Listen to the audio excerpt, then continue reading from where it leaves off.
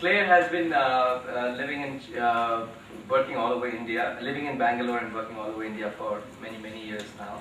And her work encompasses architectural, travel, social, documentary and cultural heritage. She has done many books. I have also worked with her on a couple of books. We have worked together in the 80s and the 90s. She has worked with publishers like Faden, Thames and Hudson, Dolling Kindersley, etc.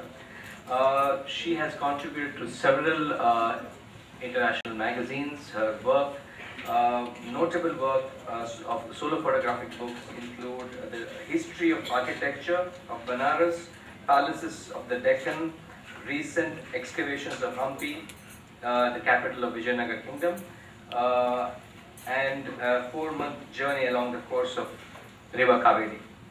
Her recent exhibitions documented the lives of marginalized communities in some of the most remote regions of India and disappearing traits of urban India. Her photographic works are also in the permanent collection of many museums and galleries across the world.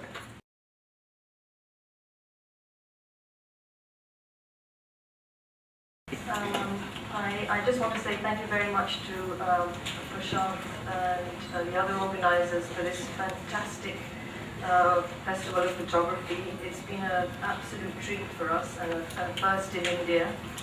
It's been completely exhilarating meeting other photographers, which doesn't happen very often.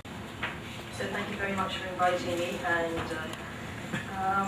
I thought I'd just start off by talking a bit about my career as a photographer. I am British, but not really, in that I've lived most of my life in India. And started off as a photographer at about the age of 22 to earn a living. So, as with many of you here, we probably ended up doing a lot of, a lot of assignments that one doesn't want to look back at now. But I think in a way it was a very good learning experience. It was something I had to do, and I started off with doing fashion photography and different things like that, and ended up mostly doing architectural work. And it's been a real freeing experience. Two things have been a real freeing experience. One is the digital revolution, which, because of film being so expensive and processing and things like that, it limited us, 10 years ago to not being able to do long-term projects in a way that, you young photographers absolutely can do now. I mean, I remember clients saying to me, right, you've got to shoot this, only 2 rolls of film, that's it.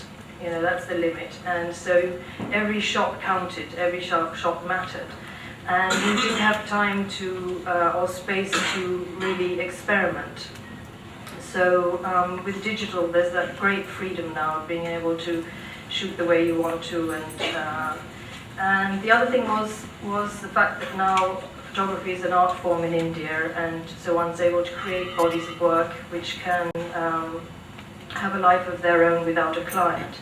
Because that's another thing. I mean, working for clients my whole career, again, meant that you had to make, the important thing is to make them happy. Okay, you have your voice, and but in the end, it's what they choose. The editor chooses that picture, usually the shittiest picture. They never choose the right picture ever. So you can have worked for, say, my book projects, I work sometimes up to 4 months, shooting every day.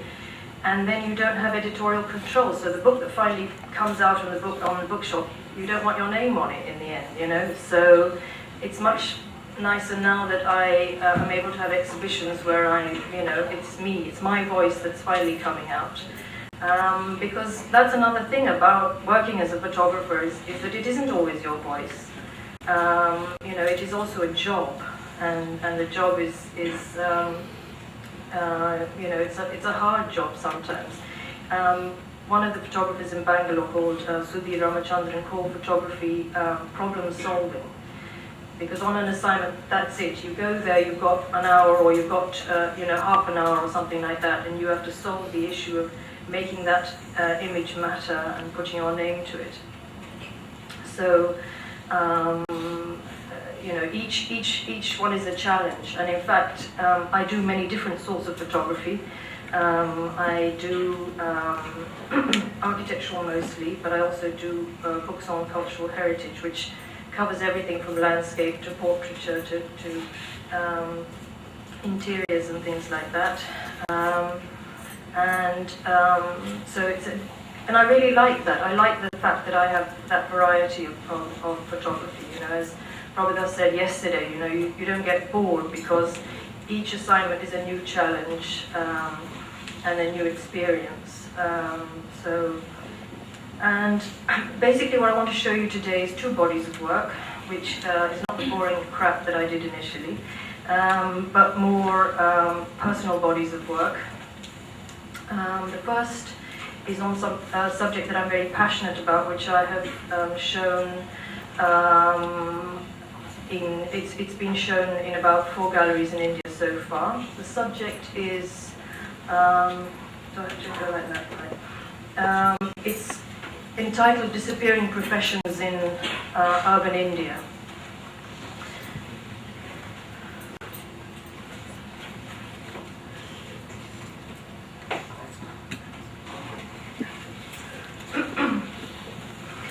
So basically what happened was that I was part of a workshop sponsored by the Max Muller Bhavan in Bombay, where we were asked to look at urban change in our own environments. There was photographers from Pakistan and Sri Lanka and all over India, and we were supposed to document urban change in our own city and then move to Bombay and shoot there. So I wanted to use this opportunity to not do architectural work because that's what my bread and butter work was. So I decided to look at the professions associated with the cities. What were the historical professions associated with Bangalore and then with Bombay, and whether they were still able to carry on in this era of global change and urbanization. Were they able to still ply their trades, and in what state were they? So, I mean, this project took a lot of research as well, in that we looked at, I have a researcher who works with me, Oriel Henry, who does the research before we go.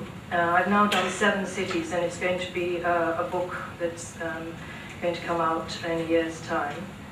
So we did all the research on what were the historical professions, and made contacts with some people before we went, and then part of it was also just loafing, you know, just walking through the streets and the gullies and trying to find people. You know, what we came across was very depressing, actually. I mean, in Bangalore I found that a lot of the professions that I lived there for 20 years, so a lot of the professions that had been there in my early teens had now disappeared. And even some of the ones that I shot earlier for a book on Bangalore had gone. So then I thought, gosh, this is something I should have started 10 years ago, and it's really something I should do. So then I did it in Bombay and Calcutta and around India.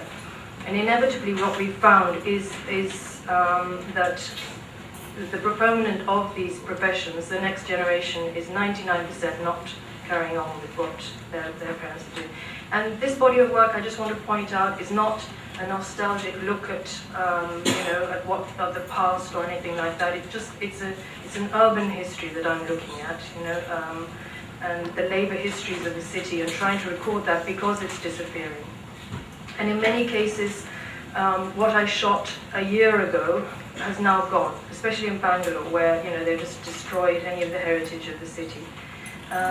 So I'll start showing you the work now.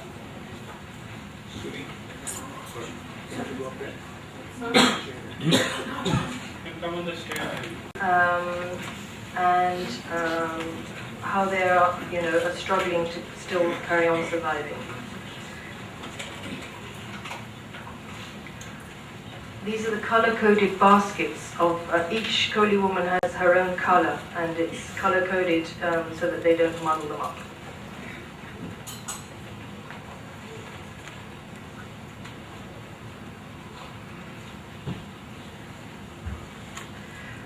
And these are the Irani cafes there, where they tend to be becoming groovy sort of bars and things like that, and there are very few of these left. There were hundreds of them, and now they're so. And he, his name is Mr. Arni. He used to have a chicken who used to sit next to him on the cash register, completely still, and so everyone thought it was a statue, but he was actually real. And you know, someone had given him that chicken just sat there watching the cash all the time.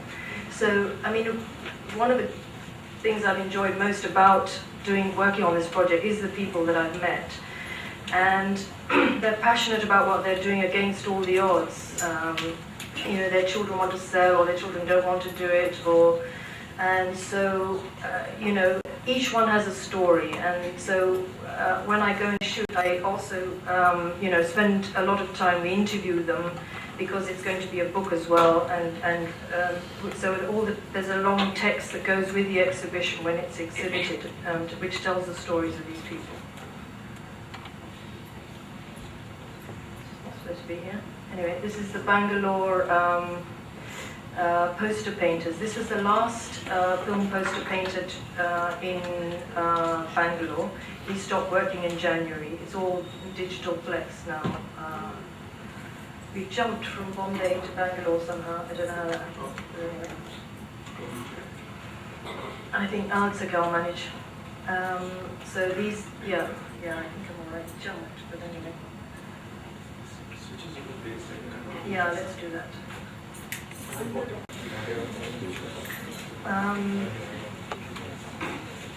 Sorry, there was a numbering issue, so I just got it back. This is, so yeah, I was saying that I photographed the Kohli community in Bombay, where because of large trawlers, you know, during the fishing and pollution and things like that, the community is no longer, is struggling to ply their trade.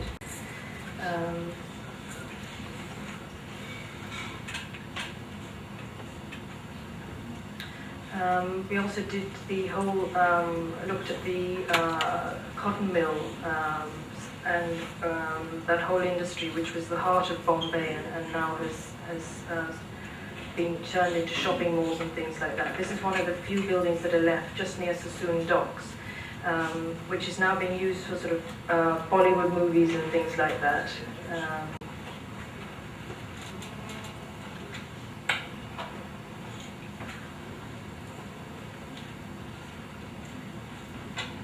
Here we are back again.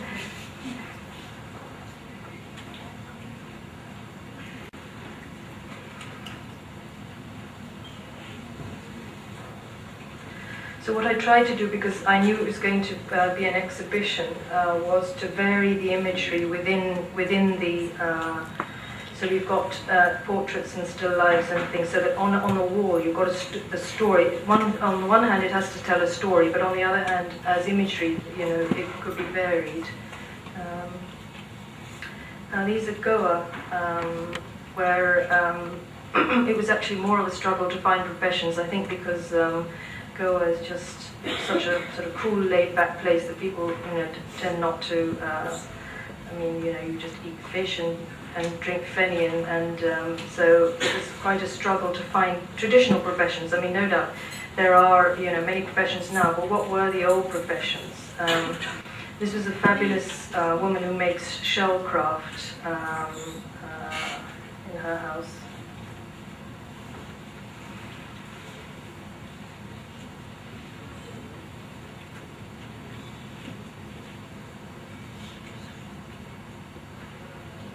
He's one of the potters who works without electricity still and hand makes the pots. And he was telling us that there were pots for each type of cooking. There was a different pot and a different shape with a different thickness. And now, of course, you know, they're just purely ornamental. People don't, you know, so his children are definitely not carrying on with his tradition.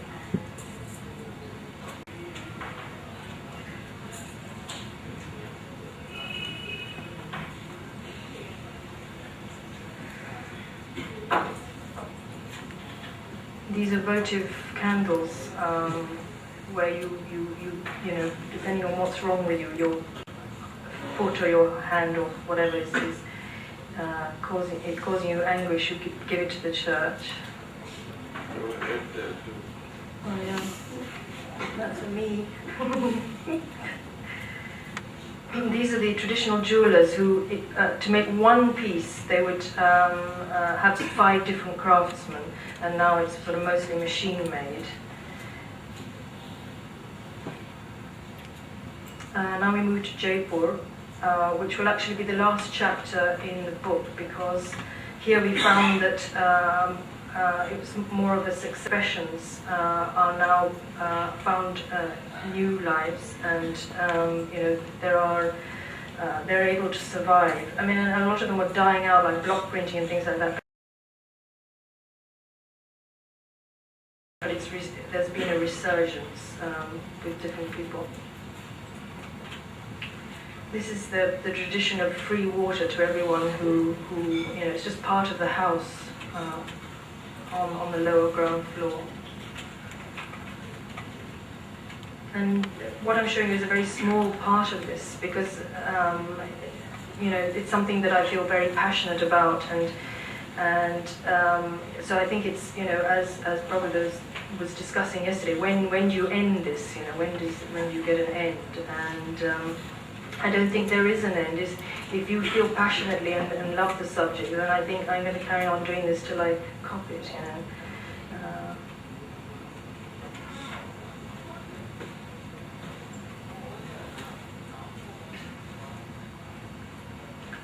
These are the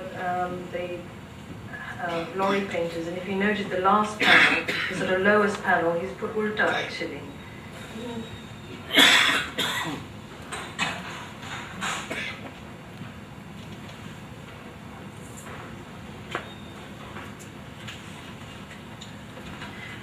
This guy had been, he's the 7th generation of people who do this job, which is he works in the jewellery quarter, and his job is to go through the drains and find small pieces of gems and gold and silver that have gone into the drains. And that's how 7 generations of his family have made their living. This is the last elephant in Jaipur. They've all moved now to Amber. So we had to find this fellow.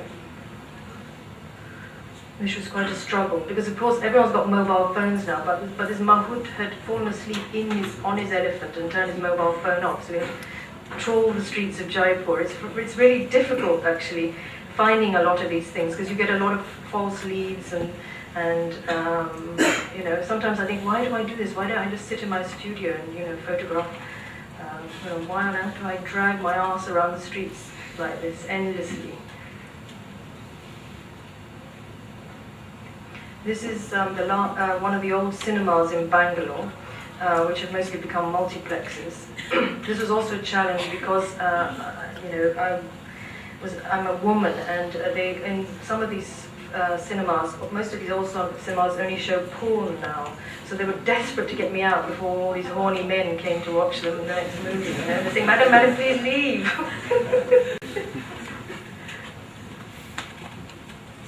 Whoops. And I can't even believe that they get money off people to sit in this cinema. It's so completely trashed.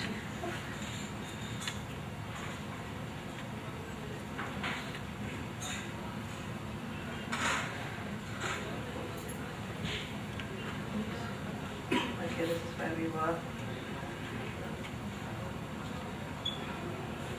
This is the last handloom sari weaver in Bangalore. Bangalore was that was what the first profession was there. The first was the silk industry, which is also struggling. This is a splendid street dentist under the flyover. Not really disappearing, but I put him in anyway. And he told me that he doesn't do extractions, he just adds teeth. And there's this whole sort of thing of where you can choose what tooth you want glued into your face, while traffic is going like this under the flyover. Completely barking. This is an old shot of the cinema hoarding, because when I did my first show, I couldn't find them anymore. And then, subsequently, what has happened is that people have approached me at the show and things like that, and given me ideas and told me, oh, go here and go there. And so that's why it's an ongoing project, because, I keep getting more leads and things like that, so I don't think it'll ever end. We also found out that he was a rowdy shooter, actually, and it was in the paper last week. He just murdered a rival digital poster painter. Yeah, it was in the paper, Murugan Arts. He, 7 lakhs he got. He paid to bump off his opponent. Huh? Yeah. No, we all love each other, don't we? Don't we all love each other? You'll find out outside.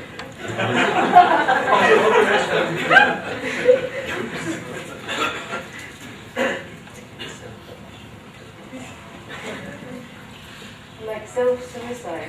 What is self-suicide and what is non-self-suicide? I don't know. I love reading all these crime pages because it's full of all these things. Like our rowdies in Bangalore, which I shouldn't be talking about, but anyway, they don't ever shoot each other. They hack with machetes. That's the way it's done. There's a whole other, and they throw chili powder in the eyes, and it's splendid. Maybe I should shoot rowdy shooters.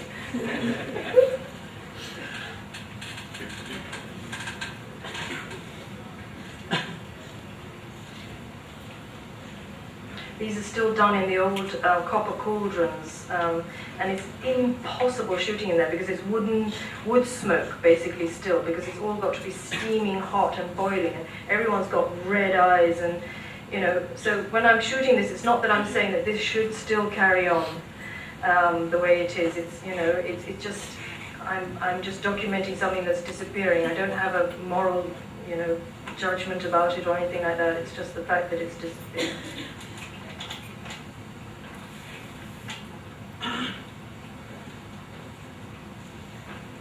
This is Chennai, where I was looking at the old studios, which are now making way because of real estate for shopping malls and things like that.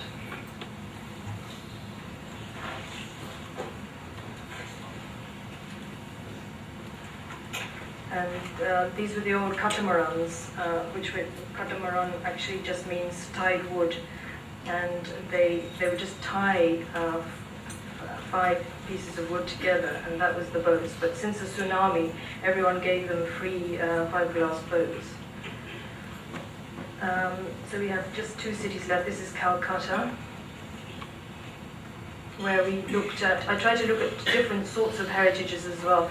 Here we looked at the immigrant communities that had come into Calcutta. So we looked at, what were the trades, professions associated with the British when they were there.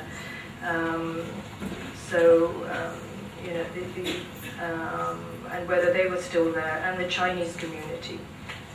This is a wig maker, and he now makes whisks instead. And this is a fabulous coffee house in Calcutta.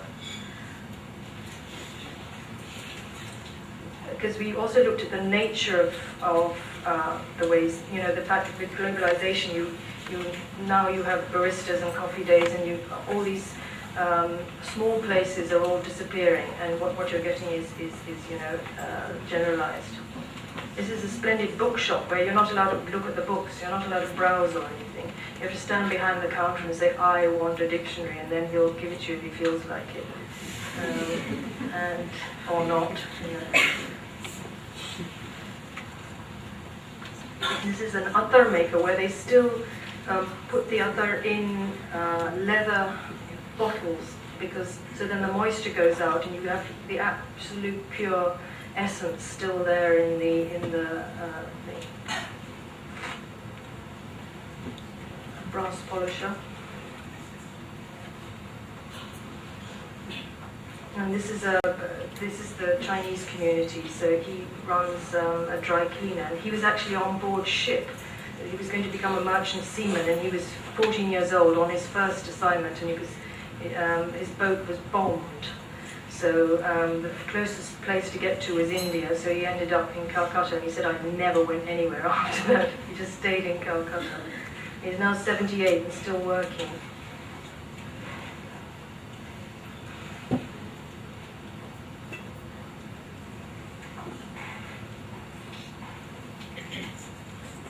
And in fact, when we went to Calcutta, we told some people that we worked on disappearing professions. They of course said, disappearing, nothing disappears in Calcutta. Calcutta's, will stay the same forever.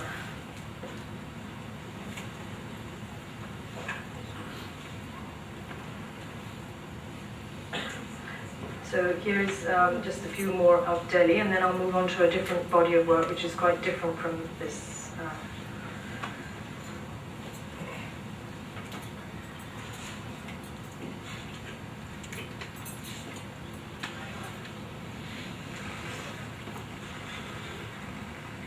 Here we looked at the Mughal court and whether what the professions that they had at that period and whether they were still applying.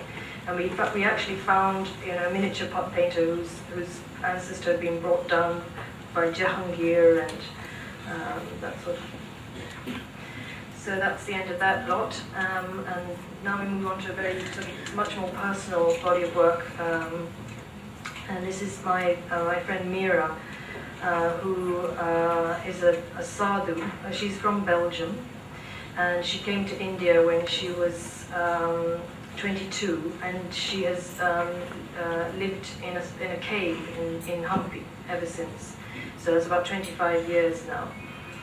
And so she, I met her 12 years ago, and I was working on a book in Hampi. And really, what you're going to see now is a sort of a small fraction of the photographs that I've taken with her, and I mean it's a personal sort of work in that it was just me and her sort of fooling about, and I showed it for the first time this year in Vadera, and it was odd to have it out in the open space, which I think was a conversation that was happening yesterday. Was when it gets into the public domain, does it take on a new life and a new meaning? And certainly at the talk that I gave at Vadera, there were some sort of heavy-duty art critics there asking me all sorts of tricky questions. And, I mean, and that's why, what you said yesterday was also very interesting about the intellectualization, which I can't even say, of photography. And the trouble is, when you do put your personal work out in the public domain, then you have to answer for it, and you have to be answerable for it. And so that was, it's a question that I still struggle with. So basically, what happened was I wanted to photograph Mira, and in a sort of documentary type way. This is her cave. This is where she lives. She has, and that's how we started off. She was very uncomfortable with the camera. She really was almost sort of wild. She has no electricity, no running water, no protection, because it's just her dogs who sleep on the veranda, which is in the previous shot. She sleep on the veranda. And what you're going to see is what happened in her life over the last 12 years. Things change because of, situations and things like that. And also her relationship with me changed, and now we're sort of great buddies, and so this is how she cooks in her cave. To this day, she's still living there. And still lives this life, except she comes and drinks white wine and watches French movies with me in Bangalore now, and she needs a break, man, And now she's coming more and more often, which is very worrying, actually. We'll end up living together, I think. The story about when she went to the police. I don't know if I can tell that story. No. So so I would meet her every couple of months, and photograph her, and then she started to really like it. I mean, not that I forced my camera in her face and said, I want to take a photograph, but and now it's it comes to a point where if I don't photograph her, she gets really pissed off with me. She says, Claire, photo, when you really do photo, and all that kind of stuff. So whether I like it or not, I've got to photograph Mira now. And this is my first digital photograph taken thanks to Prabhuda, actually. He lent me his camera and said, it's not it's not if you become digital, it's when you become digital, is what he said to me. And I mean, as I said, it was a real revolution for me because I could finally actually, it's become very yellow. Anyway, so this is her with the backdrop of her of where she lives, her kingdom in Hampi. And then what happened was there was a murder in the next cave of a British sadhu who wore only ash and didn't talk to anyone except the cops, because you had to talk to the cops. And he was murdered. And so the cops, who had sort of turned a blind eye to a lot of these foreigners who hang out in Hampi, sort of said to them all, you've got to, let's see your visa status and things like that. And so actually Mira had to leave the country at that point. I'm not going to get into the nitty-gritty there, but anyway, so she left the country, went back to Belgium, turned up at her mother's house with these dreadlocks and long black robes and no shoes and things like that. And her mother lives in a very small village in Belgium where she teaches Bible studies. So her mother had a heart attack on the spot and decided to never talk to her again in her life, actually. And then she came back to India and she decided that now a new life was going to begin. And so she wanted to have a head shaving. And by now she wanted to be photographed. So she said, so Claire, when can you come? I want to shave my head. And only when I came there did she go ahead and do the shaving. And she actually went into a complete trance during the experience. I mean, because she's an amazing woman. I mean, I don't know how she, I can't even spend one night in her cave. There's no bed, there's no, tap, there's no anything like that. And she has incredible strength and incredible spiritual strength. And she has had the thing of, having to leave Hampi and never come back. And then she managed to come back. And she's an extraordinary person. And it's been a real privilege getting to know her.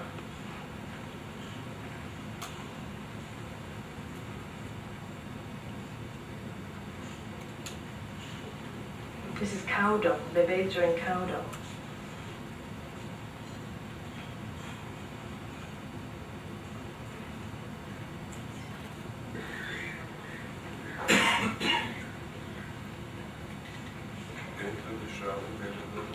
Yes, she is. She went through the whole front, and she didn't want to, but all these Brahmins, she said, Brahmins, you can't get away from these Brahmins, and the Brahmins turned up and did all this thing on her, and so she didn't have any choice.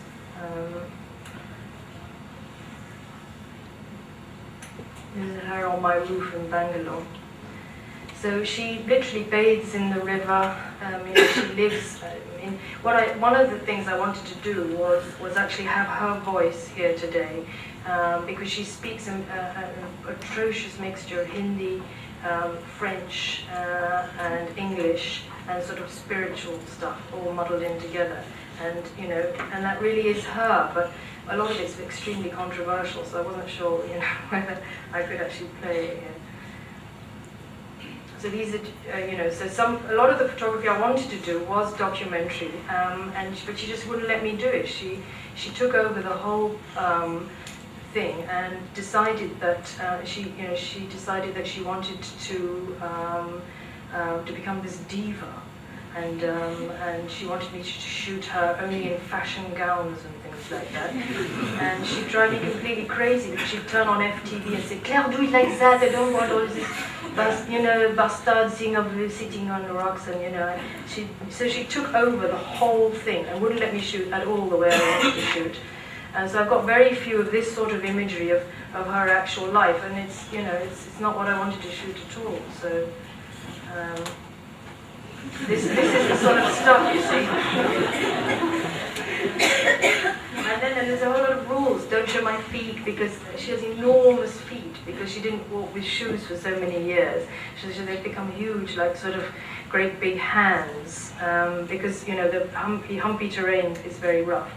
So now we have all this diva stuff, but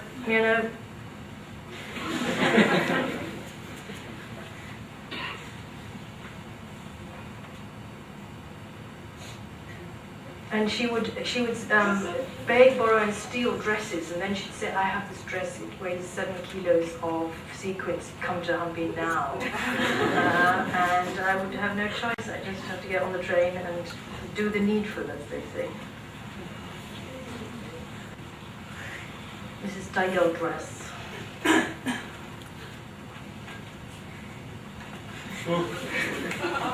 So this is her skirt of fire, which my mother wanted to buy for her, and she said, no, I can't keep it in my cave, and there's only got 2 trunks, and I can't keep it in the cave. And then she went back to Humpy, and she rang me 2 days later, and she said, "Oh, that skirt of fire! I can't sleep. I want it, kind of thing." So we had to buy it, and then shoot it. So this is the terrain where she lives in. Is it the view from the cave? This is one of the views, yes. Yeah. And it's completely wild. I mean, she's only protected by her dogs. One of them, who's Puppy, is called Puppy, who's not Puppy at all. He's the meanest dog you ever possibly. I mean, he kills children and things like that. He's completely horrible. But it's who protects her. So because there are panthers and bears and everything in that area. So several of her dogs have been eaten by panthers.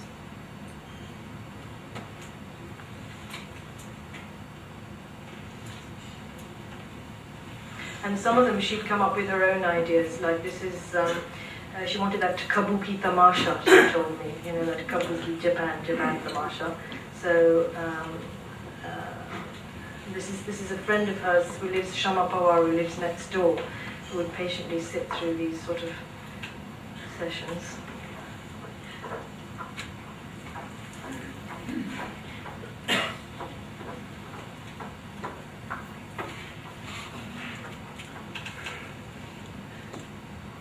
She's just solid muscle. It's amazing, her body. She does yoga, and she's an extraordinary mix of actually leading a real spiritual life, a meaningful spiritual life, and and being a real tough mama as well at the same time. It's an extraordinary mix of and she's really rude as well. I mean, you can be spiritual and really rude as well. Now this is what I've done to her. After she came to stay with me and drink white wine, we now go shopping on Commercial Street.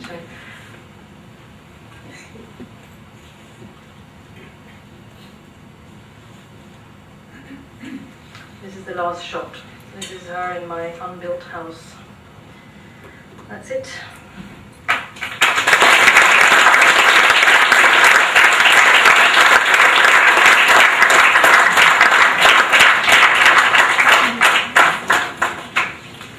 Approach publishers, and I think that would be something that would interest everyone, since everybody's looking for publishers all the time.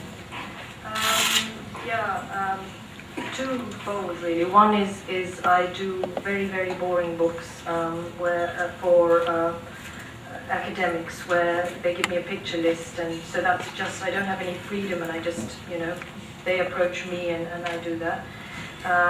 But I also, after building up a relationship with them, I could then approach them and say, I've got some ideas. Unfortunately, at the moment, it's pretty tough, and there are, I think there are a whole lot of pending books which they're waiting for sponsors. Before they would have a budget, and they don't seem to have budgets anymore.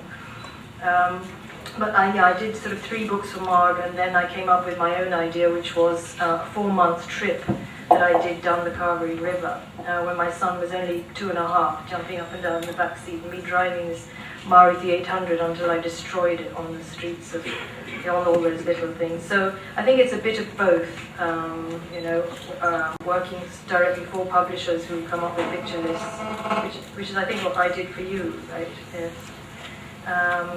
And now, I mean, again, because of this being able to do your own body of work, now you can do that body of work and show it, which is what's happening with disappearing professions now. I have a publisher who's willing to publish that. So it's a bit of both.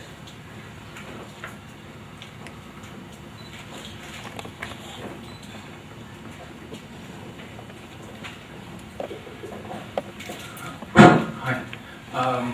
I was looking at the transformation that the sadhu was going through, and I'm a Trekkie.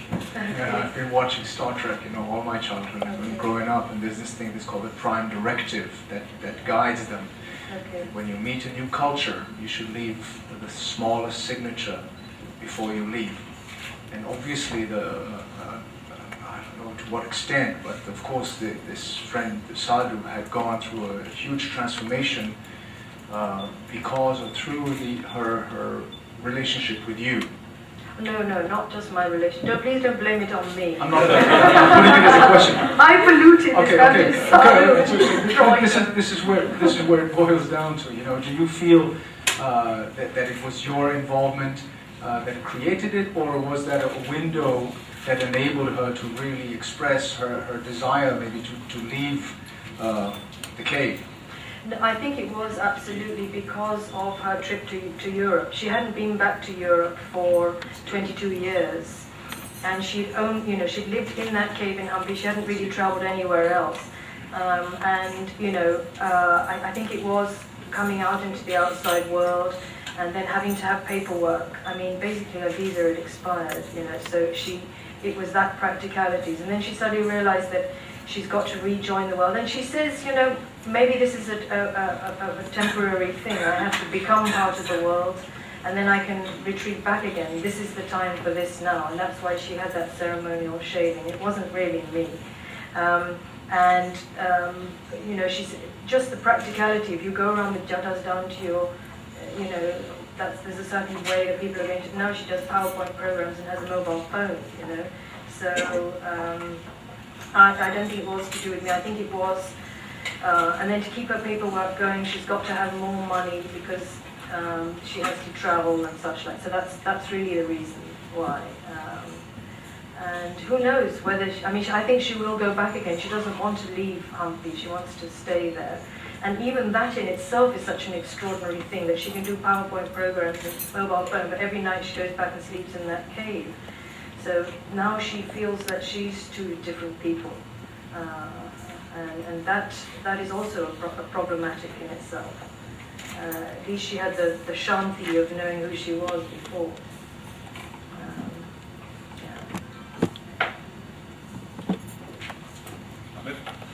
Yeah, no, I can ask apologies. Actually, it's bit of a difficult question, but Pushpamala, but Pushpamala's effort with you and that body of work. How difficult was it for you to not claim creative credit for? I thought it was going to be you that asked me this question. For that exercise. So I mean. So what are you asking me to say? So how difficult it is for you to sort of not claim any creative credit for perhaps a joint exercise, or I don't even know where it was. So. Yeah. Also in Tamil. Yeah. Yeah. Actually, Also in Tamil. yeah. Well, I could answer you in Tamil. This is a very tricky situation, which I hope wasn't going to be brought up, but you did. So, no, I only brought it up because it's an interesting, way Yes. forward, and I think it should be discussed also.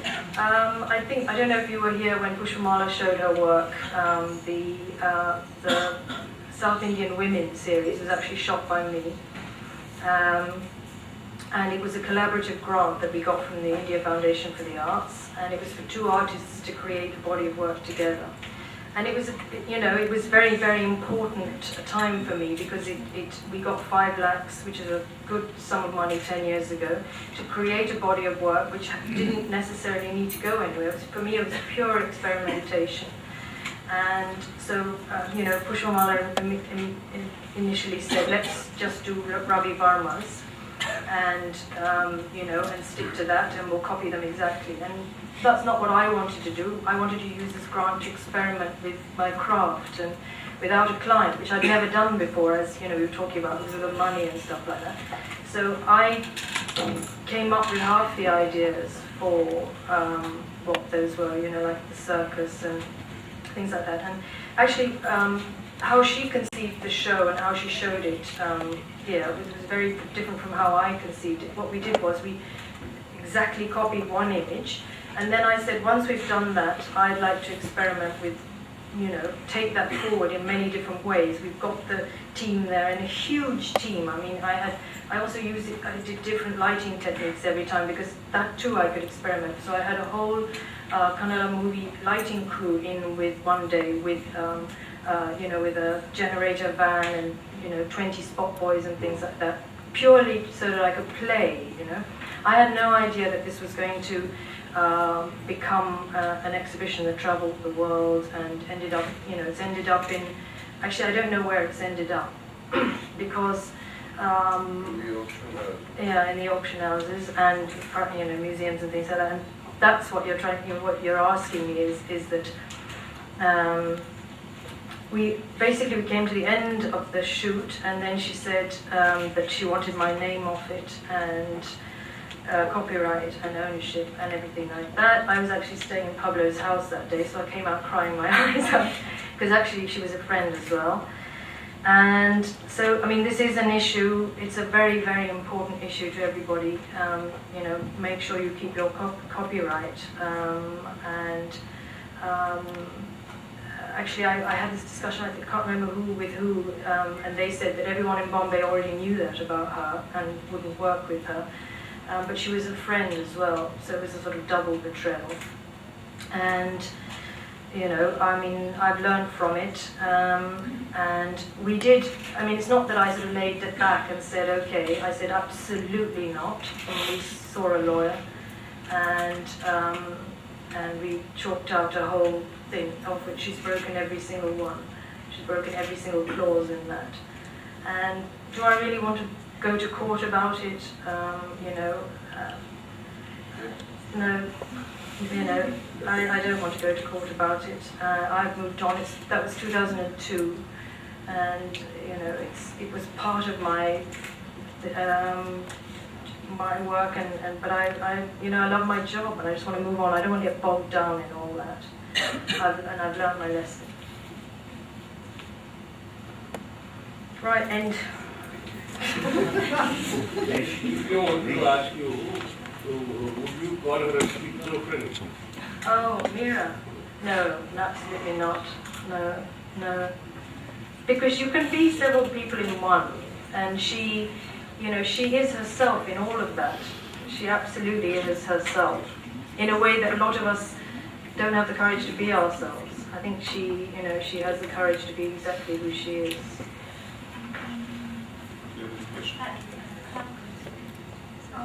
It might seem unimportant, but it's very pertinent for me. You mentioned that you're kind of forced to make some photographs which you didn't want to, her posing like a diva and stuff like that. I'm not sure if you've included them in your book, but I was just wondering, how does it work for you to show them as part of the entire project? How does it work for you to show those photographs? I mean, I was semi-joking when I said that she forced me into it. I mean, I don't think photographers are going to be that forced into doing what they don't want to do. What I really meant was, a question that I was asked of Fazera when I showed it was, you know, aren't you being a bit, you know, you as a photographer and you've got a fashion photography, and I did a bit of it initially, and you were forcing this lovely sadhu to do all these poses.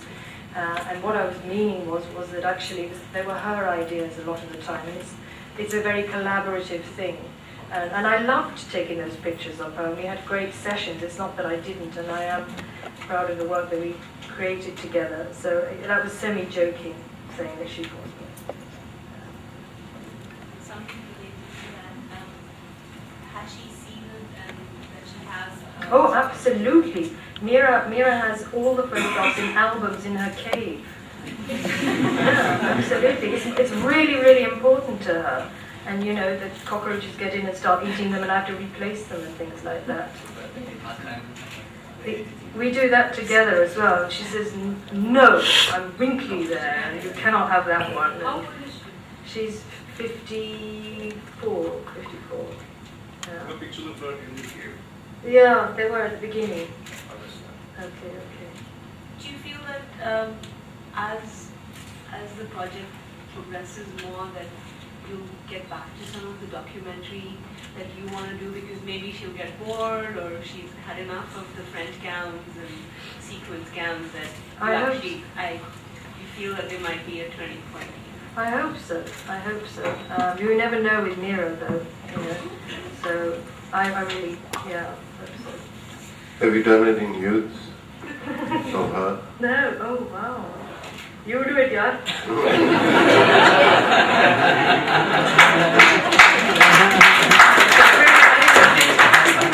I have just one question, Clare. Of all the books that you've done, how much money have you made? No. Nothing. Absolutely nothing. You lose money on every book.